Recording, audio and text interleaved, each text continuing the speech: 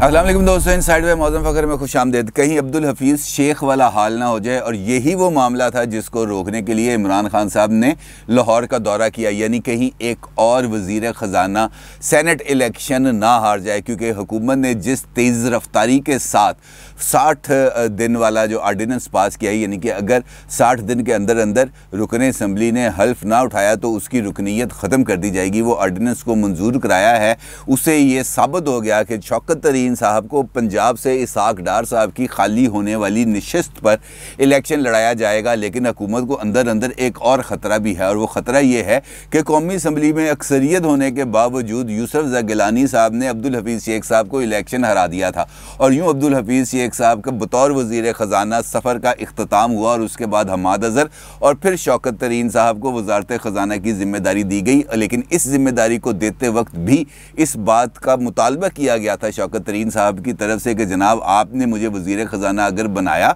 तो उसके साथ साथ आपने मुझे रुकने पार्लियामेंट भी बनाना है, जिसके लिए इमरान खान साहब ये रिस्क तो ले नहीं सकते थे कि अपनी किसी जमात के रुकन को सेनेट की सीट से दस्तबरदार कराते और उसकी जगह पर शौकत तरीन साहब को इलेक्शन लड़ाते। और इसके लिए उन्होंने ये सोचा कि आसान रास्ता ये है कि एक सीट पंजाब की इस वक्त खाली तस्वुर की जा सकती है, क्योंकि इसहाक डार साहब ने अभी तक अपना हल्फ नहीं उठाया ओहदे का। लिहाजा अगर एक ऐसा ऑर्डिनेंस पास कर दिया जाए जिसके नतीजे में रुकन असम्बली को पाबंद कर दिया जाए कि हल्फ उठाने के, यानी ऑर्डिनेंस पास होने के 60 दिन के अंदर अंदर अगर उसने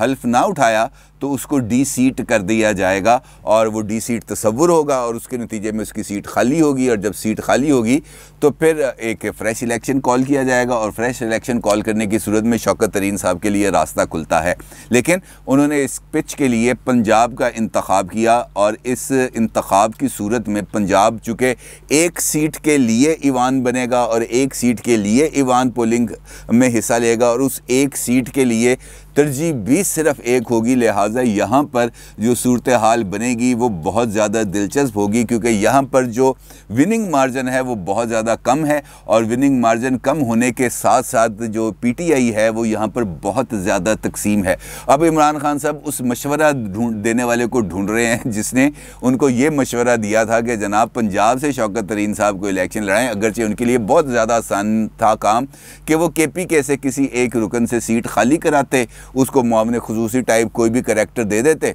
और शौकत तरीन साहब को वहाँ पे आसानी से वो रुकन मुंतखब करा सकते थे। लेकिन इमरान खान साहब को चूँकि ये मशवरा दिया गया कि आपने पंजाब का रुख करना है और पंजाब में अपनी फ़तह के झंडे गाड़ने हैं, लिहाजा उन्होंने अब पंजाब का रुख कर लिया। लेकिन मुझे ये खदशा है कि यहाँ पर उनको उससे ही नतीजे का सामना करना पड़ेगा जो उनको मरकज़ में अब्दुल हफीज़ शेख साहब के साथ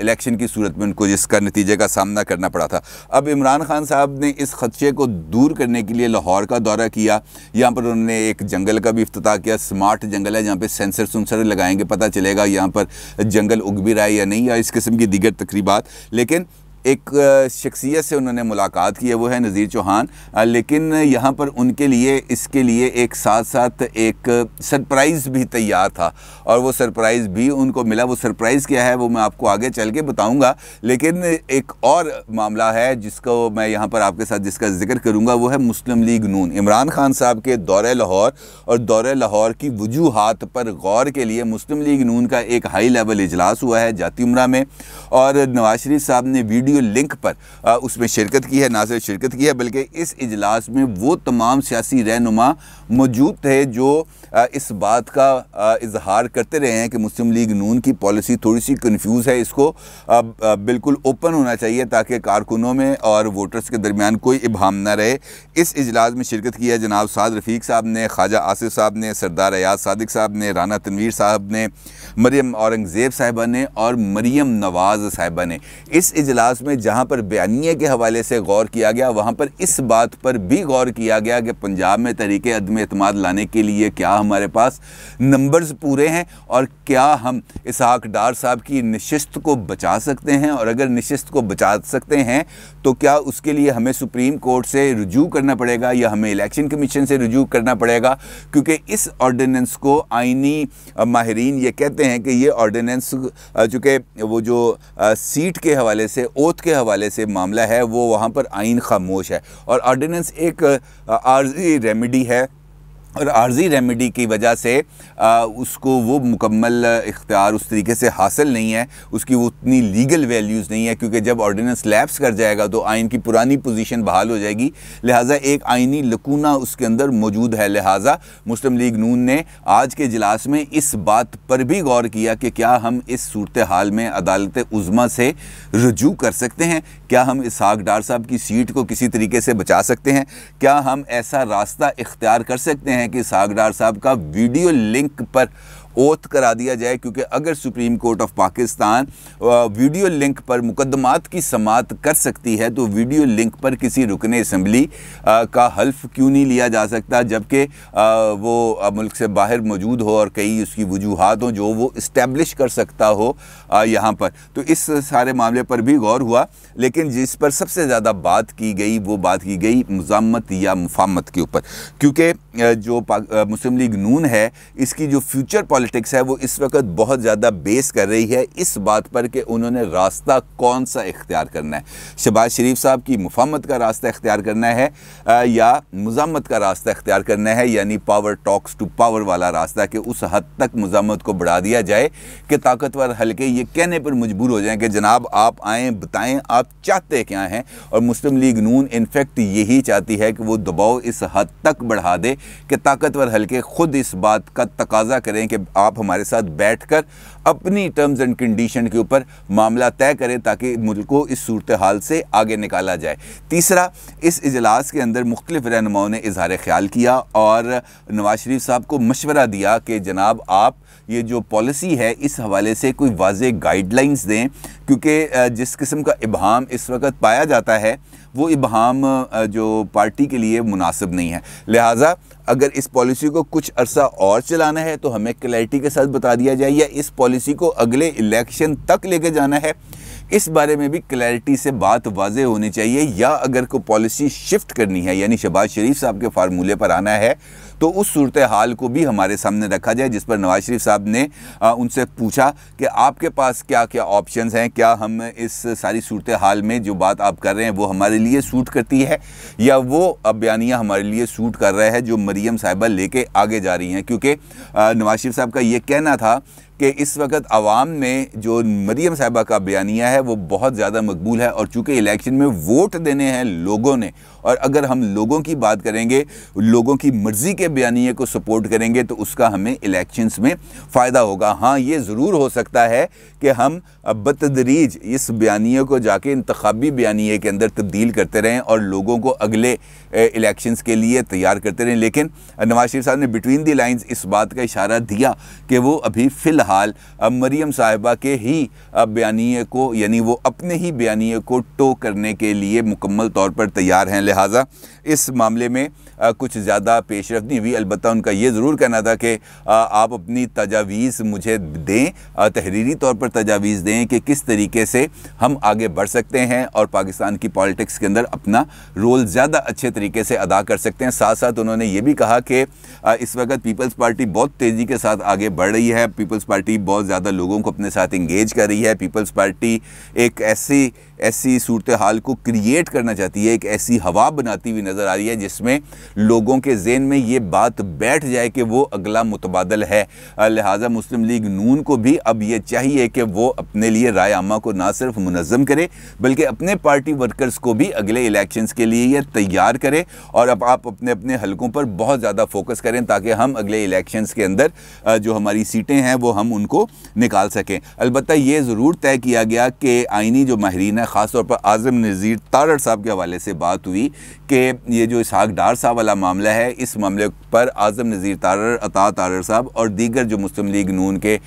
जो हमायती वकला हैं, अशतर साहब हैं, ख्वाजा हारिस साहब हैं और दीगर जो मुमताज़ वकला हैं, उनके साथ रब्ता किया जाए और उनसे इस बात पर राय ली जाए कि क्या इस ऑर्डिनेंस को चैलेंज किया जा सकता है। यानी इमरान खान साहब का जो दौरे लाहौर है, उस लाहौर के अंदर जो वो दौरे लाहौर के अंदर अंदर जो वो चीज़ हासिल करना चाहते हैं, मुस्लिम लीग नून ने उनसे वो ऑप्शन को छीनने का हतमी तौर पर फैसला कर लिया है। यानी एक मरतबा फिर वही तारीख़ दोहराई जाने वाली है जो कौमी असम्बली में दोहराई गई थी, यानी यूसुफ रज़ा गिलानी साहब ने अब्दुल हफीज़ शेख साहब को हरा दिया था। और अब मुस्लिम लीग नून इस बारे में मुकम्मल तौर पर तैयार है कि शौकत तरीन साहब, अगर इसहाक डार साहब की सीट को खाली करार दिया जाता है और शौकत तरीन साहब यहाँ से इलेक्शन लड़ते हैं, तो मुस्लिम लीग नून उनके लिए यहाँ पर एक सरप्राइज़ तैयार रखेगी। और यही वो सरप्राइज़ है जो इमरान खान साहब के लिए भी था, क्योंकि फ़याज़ुल हसन चौहान साहब की ये ड्यूटी लगी थी कि उन्होंने तरीन ग्रुप के मज़ीद अराकीन को तोड़ना है, जिस पर फ़याज़ुल हसन चौहान साहब ने खुर्रम लगारी साहब से और अब्दुल हई दस्ती साहब से ना सिर्फ मुलाकातें की थी बल्कि उनको कायल करने की कोशिश की थी कि वो उनके तमाम मसाइल को ना सिर्फ हल कराएंगे बल्कि पार्टी के अंदर भी उनका जो मुकाम है उसको बुलंद किया जाएगा और इमरान खान साहब से उनकी बिल मुशाफा भी मुलाकात कराई जाएगी। लेकिन इन दो शख्सियात ने, यानी लगारी साहब ने और अब्दुल हई दस्ती साहब ने, इमरान खान साहब से मुलाकात नहीं की। और इमरान खान साहब की जो मुलाकात हुई है तरीन ग्रुप के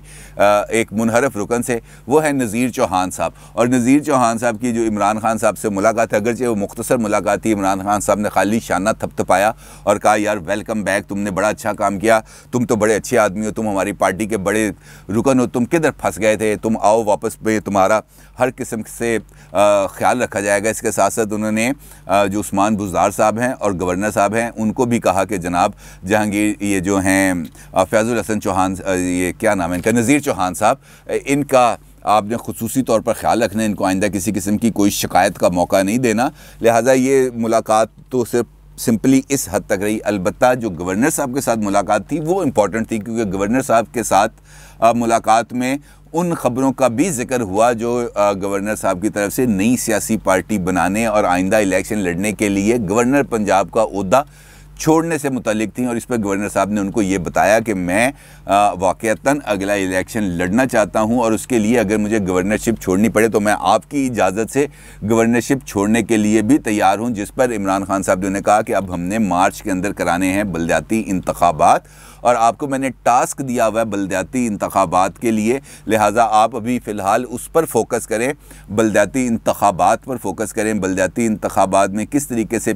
जो PTI है वो लीड ले सकती है, और ख़ास तौर पर ये जो मेट्रोपॉलिटन्स हैं, जो बड़े शहर हैं, लाहौर है, पिंडी है, मुल्तान है, फैसलाबाद है, गुजरांवाला है, सियालकोट है, ये जो बड़े शहर हैं यहाँ पर हमें अपने मेयर्स लेके आने हैं ताकि यहाँ पर हम अपना जो सिक्का है वो जमा सकें और लोगों को ये बता सकें कि अब भी PTI का जो नैरेटिव है, PTI की जो परफॉर्मेंस है, लोगों ने अभी तक उसको तस्लीम किया हुआ है और वो हमारे साथ खड़े हैं। उसके लिए हमें बलदियाती इलेक्शंस को जीतना बहुत ज़रूरी है और उन्होंने गवर्नर पंजाब की इस हवाले से ड्यूटी लगाई है। उस्मान बुज़दार साहब के साथ भी उनकी मुलाकात हुई और उस्मान बुज़दार साहब ने हस्बे ज़ाब्ता ब्यूरोक्रेसी के ताउन ना करने का इमरान खान साहब को बताया और इमरान खान साहब ने सिंपल सर हिला दिया। लेकिन जो असल मामला है इमरान खान साहब के दौरे का, वो मैंने आपको ये बताया है कि शौकत तरीन साहब को वो लाहौर से इलेक्शन, पंजाब असम्बली से इलेक्शन लड़ाना चाहते हैं और वो ये चाहते हैं कि उनके लिए जो नंबर्स हैं वो पूरे किए जाएं। और इसके लिए चौधरी सरवर साहब की ये ड्यूटी लगी है कि उन्होंने चौधरी बरादरान यानी चौधरी परवेज़ इलाही साहब, चौधरी मुन्ना सलाई साहब और चौधरी शुजात हुसैन साहब से रब्ता करना है और उनको इस बात पर कायल करना है कि जनाब आपने हमारे कैंडिडेट को वोट देने हैं और हमने यहाँ पर जो सेनेट का सीट है वो जीतनी है। अब देखना यह है कि चौधरी सरवर की, चूँकि इस वक्त ख़ुद चौधरी परवेज़ इलाही साहब के साथ 36 का आंकड़ा बना हुआ है, वो किस हद तक जाके उनको कायल कर सकते हैं और किस तरीके से उनको अपने साथ इंगेज कर सकते हैं। इमरान खान साहब के दौरे का जो हतमी नतीजा है वो इस ऑर्डिनेंस के जारी होने और मुस्लिम लीग नून की तरफ से उसको चैलेंज करने के बाद ही सामने आएगा। अपनी राय का ज़रूर इज़हार कीजिएगा। आपका बहुत शुक्रिया। अल्लाह हाफिज़।